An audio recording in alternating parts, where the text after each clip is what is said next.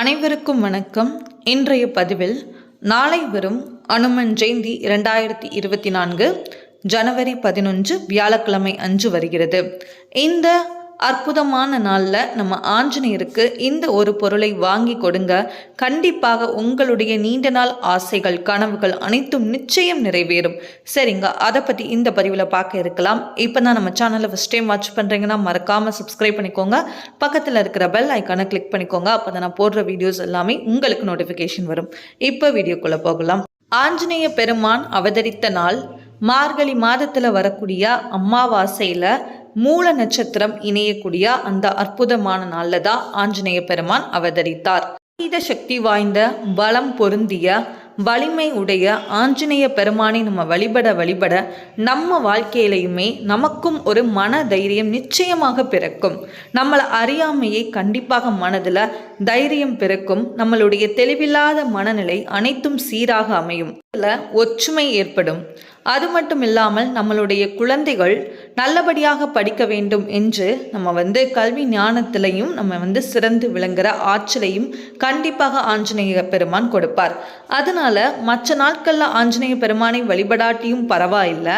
இந்த ஒரு வருடத்திற்கு ஒரு முறை வரக்கூடிய, அதுவும் மார்கழி மாதம் குறிப்பாகவே இறைவனுக்கே உரிய மாதம், அந்த மாதத்தில் வரக்கூடிய இந்த அற்புதமான நாட்களில் நம்ம எந்த ஒரு வழிபாடு செய்கிறதா இருந்தாலும் பூஜை செய்கிறதா இருந்தாலும் அது ஒரு சிறப்பான பலனை நமக்கு நிச்சயம் கொடுக்கும். அதோடு நாளை நமக்கு அமாவாசையும் சேர்ந்து வருகிறது. அது மட்டுமல்லாமல் அனுமன் ஜெயந்தியும் வருவதால் இந்த நாள் ரொம்பவே சக்தி வாய்ந்த ஒரு அற்புதமான நாள். அதனால இந்த நாளில் நான் சொல்லக்கூடிய இந்த ஒரு பொருளை நீங்கள் ஆஞ்சநேயருக்கு வாங்கி கொடுத்து பாருங்க. உங்கள் வாழ்க்கையில் நீண்ட நாள் நிறைவேறாத விருப்பங்கள் கூட நிச்சயம் உடனே நிறைவேறும். குறிப்பாக ஆஞ்சநேயருக்கு வெற்றிலை மாலை கட்டி போடுறது ரொம்பவே சிறப்பான ஒரு பலனை கொடுக்கும். ஒரு 9 வெற்றிலை அப்படி இல்லைன்னா 11 வெற்றிலை இந்த மாதிரி ஒற்றைப்படை எண்ணிக்கையில் எடுத்து அதை மாலையாக கொடுத்து நீங்கள் நாளைக்கு என்ன பண்ணிக்கலாம், ஆஞ்சநேய பெருமானுக்கு சாட்சிக்கலாம்.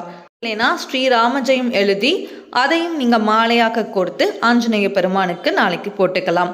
ஆஞ்சநேயருக்கு ரொம்ப பிடித்தமான துளசி மாலையை நீங்கள் கோவிலுக்கு செல்லும் போது வாங்கி கொண்டு செல்லுங்கள். அதையும் நீங்கள் தாராளமாக கொடுக்கலாம். இதெல்லாமே நீங்கள் செய்யும்போது மனதில் ஒரு வேண்டுதல் வைத்துக்கோங்க, ஒரு கோரிக்கை வைத்துக்கோங்க. என்னோட வேண்டுதல் நிச்சயமாக அடுத்த அனுமன் ஜெயந்திக்குள்ளே நிறைவேறணும் அப்படின்னு சொல்லி நீங்கள் ஆஞ்சநேயர்கிட்ட மனமுருகி கேட்டுக்கோங்க. ஆஞ்சநேய பெருமான் நிச்சயம் நடத்தி கொடுப்பார்.